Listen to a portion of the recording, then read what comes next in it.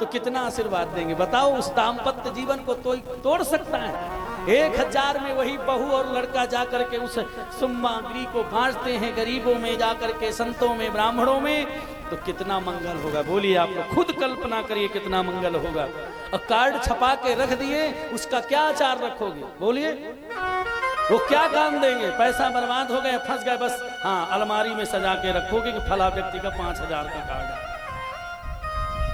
इसलिए भैया जीवन में लक्ष्मी का पति न बनो, प्रयोग करो। आज आप बर्बाद करोगे, लक्ष्मी जी का दुरुपयोग करोगे, तो एक दिन ऐसी स्थिति आएगी कि खून के आंसू तक आप लोग सब देखते हैं, संसार में रहते हैं।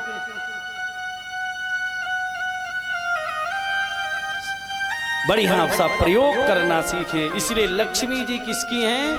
भगवान की हैं। इसलिए समय समय से अपनी लक्ष्मी का प्रयोग भगवान से साथ करते रहना चाहिए। अगर ऐसा नहीं करोगे, जैसे कुएं से पानी नहीं निकाला जाता तो पानी खराब हो जाता है, वैसे अपने धन का प्रयोग भगवान के साथ नहीं किया गया तो जो है वो आपका धन आपकी बुद्धि को और आपके परिवार की बुद्धि को बिगाड़ देगा। बोलो राधे राधे। इसलिए धन का सदुपयोग करिए।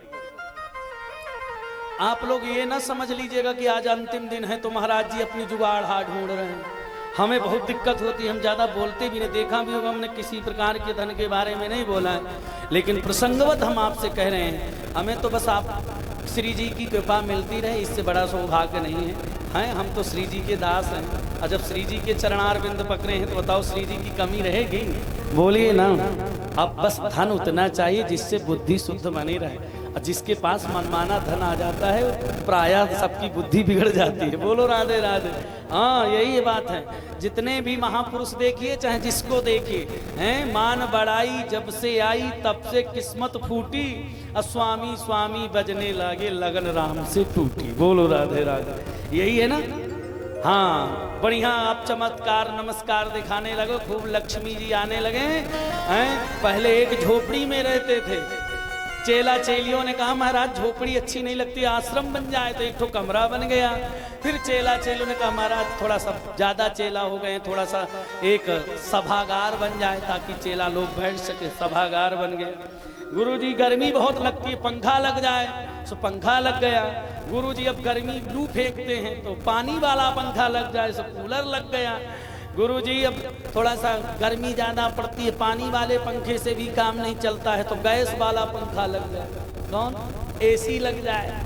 महाराज स्वामी जी ऐसा फंसे चाक चिक पेच, वो दिन भर भगवान की मालाएं करते हैं, वही सोचते रहते हैं कि गैस का बिल कौन देगा, सिलेंडर कौन भराएगा, कौन एसी का बिल देगा। तो दिन रात जैसे संसार छोड़ के आए थे, जंगल में ही संसार बस जाता है। इसलिए याद रखना चाहिए कि चलो चलो सब कोई कहे, चलो चलो तो सब कोई कहता है कि भगवान के पास चलो, भगवान से मिलो, लेकिन पहुंचा बिरला कोई, पहुंचा बिरला कोई।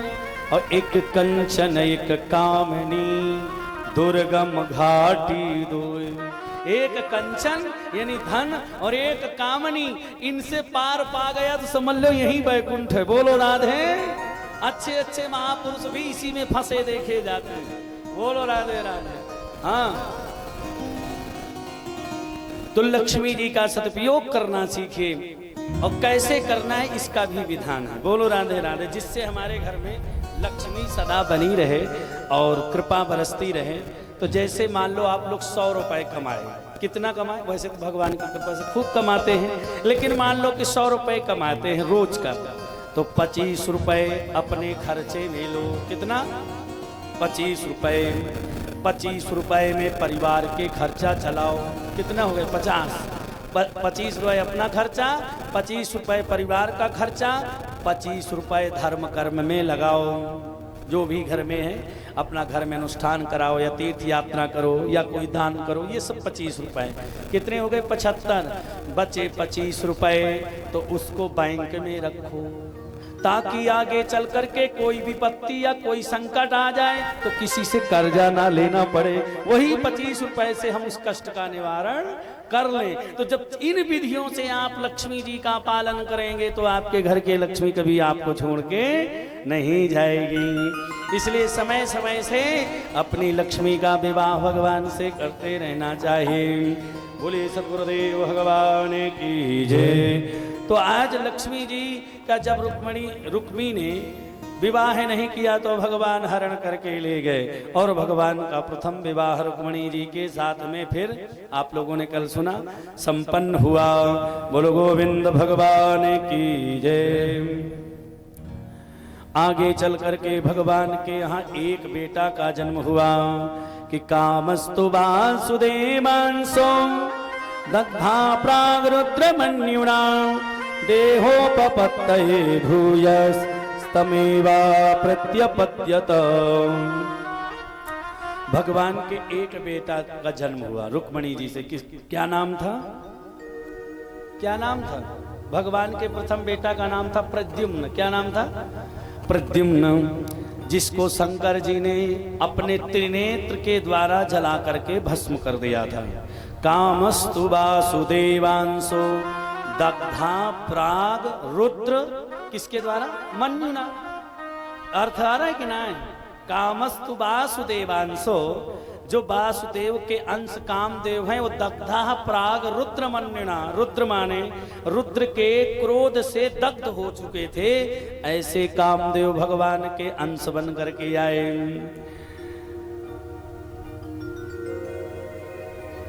ये बात जब एक सम्रासुर नाम का दैत्य था, उसकी मृत्यु प्रद्युम्न के हाथे होनी थी, ऐसा वरदान था। उसने सोचा इसको जन्म के बाद तुरंत मारे डालता हूं, न रहेगी बांस न बजेगी बांसुरी। तो गर्भगृह से महाराज उठा करके वो समुद्र में फेंक दिया। किसने? सम्रासुर ने।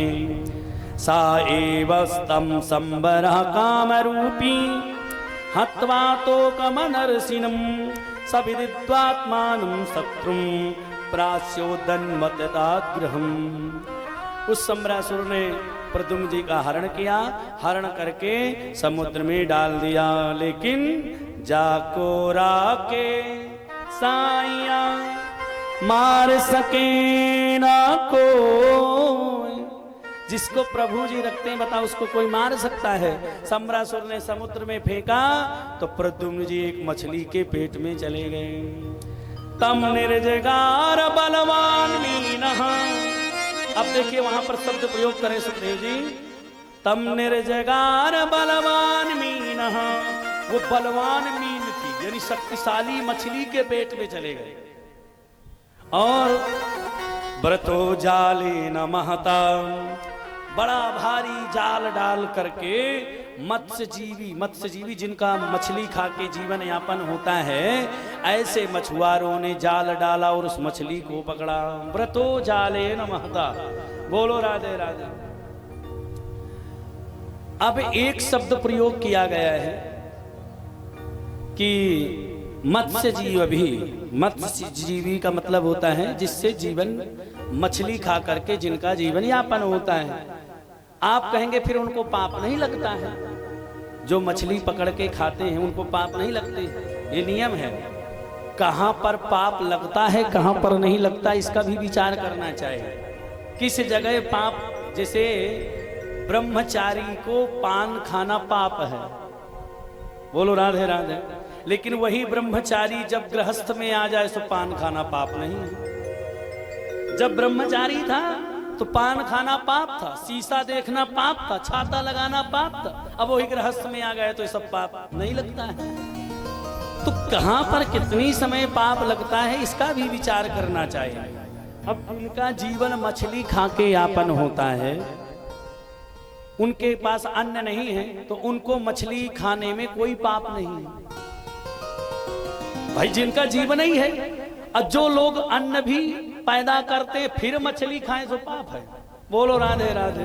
अन्न भी पैदा कर रहे हैं, अन्न भी खाते हैं, मछली भी खाते हैं, ऐसे मांस खाने में पाप लग जाएगा। लेकिन जिनका जीवन होता है, कहीं कहीं ऐसे एरिया है कि जहाँ अन्न नहीं होता है, तो ऐसे मत्स्यजीवी जब मछली का भक्षण करते हैं, मांस खाते हैं, तो उनको कोई पाप नहीं लगता है। बोलो राधे राधे। जैसे कि ऊंट की सवारी करना पाप है। ऊंट की सवारी बहुत लोग करते हैं, घूमते हैं, फोटो खिंचाएंगे, बाजी बा। ऊंट में बैठ बैठ करके फोटो खिंचाना अच्छी बात नहीं है, वो पाप है। ऊंट की सवारी करना पाप लग जाता है। लेकिन राजस्थान की सवारी है, अगर जाना है राजस्थान में तो अब मजबूरी है कि उसी में जाना पड़ेगा, तो वहां पाप नहीं लगेगा। बोलो राधे राधे। तो कहां पर कितना पाप लगता है ये भी विचारणीय तथ्य होता है। बोलो राधे राधे। अब जैसे कि चमड़े के पात्र में पानी नहीं पीना चाहिए, कोई चमड़ा का पात्र हो, पानी नहीं पीना चाहिए। लेकिन जहां चमड़े के ही पात्र में पानी पिया जाता है देश काल परिस्थिति के बस, तो वहां पाप नहीं लगता है। जैसे एक चांडाल था, एक पुराणों में कथा है। चांडाल समझते हो? नहीं जानते? चांडाल हो नहीं जानते? जो कुत्ते का मांस भूंज करके रहे, जो शमशान में रहता, उसको चांडाल कहते हैं। बोलो राधे राधे। तो वो चांडाल था, उसने अपने कुत्ते के मांस को सुअर की चर्बी से बनाया। क्या किया? सुअर की चर्बी से उसने कुत्ते का मांस बनाया और जो है गधे की चमड़ी में रखा। किस में रखा? सुअर की चर्बी से कुत्ते का मांस बनाया, गधे की चमड़ी में रखा और सुअर की चमड़ी से ढका। सो विश्वामित्र जी ने आकर के कहा कि इसको ढके क्यों हो भैया? अरे बोले इसलिए ढका हूं कि कोई पापी आ ना जाए, इसको देख ले तो मेरा मांस अपवित्र हो जाए। अरे बोले अब इसमें अपवित्र क्या रह गया है? सुअर की चर्बी से छौंका, कुत्ते का मांस गधे की चमड़ी में रखा और सुअर की चमड़ी से ढका, अब इसमें क्या शुद्ध रह गया? बोले महाराज ये हमारा धर्म है, ये हमारा कर्म है। लेकिन कोई ब्रह्म हत्यारा, कोई गर्भ हत्यारा, कोई गौघाती हत्यारा अगर इस मांस को देख लेगा तो मेरा मांस भी अपवित्र हो जाएगा, क्योंकि ये मेरा धर्म है। मैं अपने धर्म के अनुसार ये काम कर रहा हूं। लेकिन इस मांस में भी कोई ब्रह्म हत्यारा, गौ हत्यारा अगर दृष्टि डाल देगा तो मेरा मांस अपवित्र हो जाएगा। तो भैया जहां जिसकी जो विधि होती है उसका पालन करने में कोई पाप नहीं लगता है। तो मत्स्य जीवी ने उस मछली को पकड़ करके संभ्रासुर को भेंट में दे दिया। किसको दे दिया? संभ्रासुर। बहुत भारी मछली है, अपने राजा को देना चाहिए। तो